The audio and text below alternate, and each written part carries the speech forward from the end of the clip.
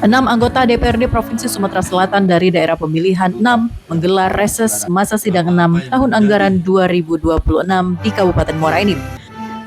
Kegiatan ini menjadi momen bagi wakil rakyat untuk menyerap berbagai aspirasi masyarakat secara langsung. Sektor pendidikan menjadi sorotan utama. Masyarakat menyampaikan keluhan mengenai kesejahteraan guru paruh waktu, pemotongan iuran BPJS yang disebut terjadi 2 kali, hingga kebutuhan peningkatan fasilitas sekolah seperti ruang kelas dan sarana pendukung lainnya. Koordinator Reses Muhammad Chandra menegaskan seluruh aspirasi akan dibawa ke rapat paripurna dan ditindaklanjuti bersama organisasi perangkat daerah terkait. Menurutnya, persoalan pendidikan menjadi salah satu prioritas yang akan diperjuangkan. Selain itu, warga juga menyampaikan keluhan mengenai jalan rusak, pelayanan umum, hingga permasalahan batas wilayah antar Kabupaten Muara Enim dan Lahat. DPRD berkomitmen berkoordinasi dengan Balai Besar Jalan Nasional serta Dinas PU Provinsi untuk mencari solusi sesuai kewenangan. Reses hari pertama digelar di SMA Negeri 1 Muara Enim, dilanjutkan ke SMA Negeri 2 Muara Enim, dan ditutup di Kelurahan Air Lintang. Meski sebagian besar aspirasi merupakan kewenangan pemerintah kabupaten, para legislator menyatakan siap menjembatani dan berkoordinasi dengan pemerintah daerah agar aspirasi masyarakat tetap dapat diperjuangkan.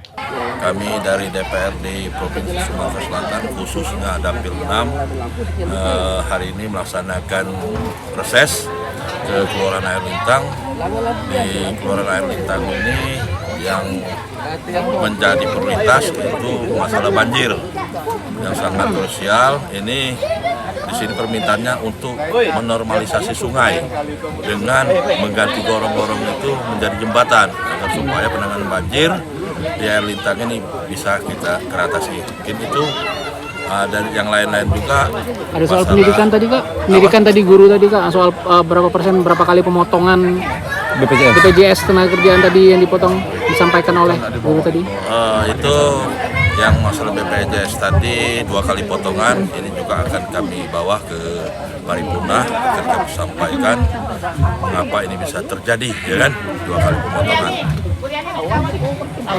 Dan itu yang jadi perhatian. Hari pertama ini yang pertama kami menekankan karena SMA merupakan kewenangan dari provinsi. Ini banyak permasalahan-permasalahan, contohnya pembangunan, ya kan, ruang kelas, pembangunan pagar yang roboh. Ini insya Allah menjadi atensi kami untuk diprioritaskan membangun di tahun 2027. Tingginya antusiasme masyarakat menunjukkan harapan besar agar berbagai permasalahan yang disampaikan dapat segera mendapatkan solusi nyata. Dari Muara Enim, Edwin Syah Satria, iNews melaporkan.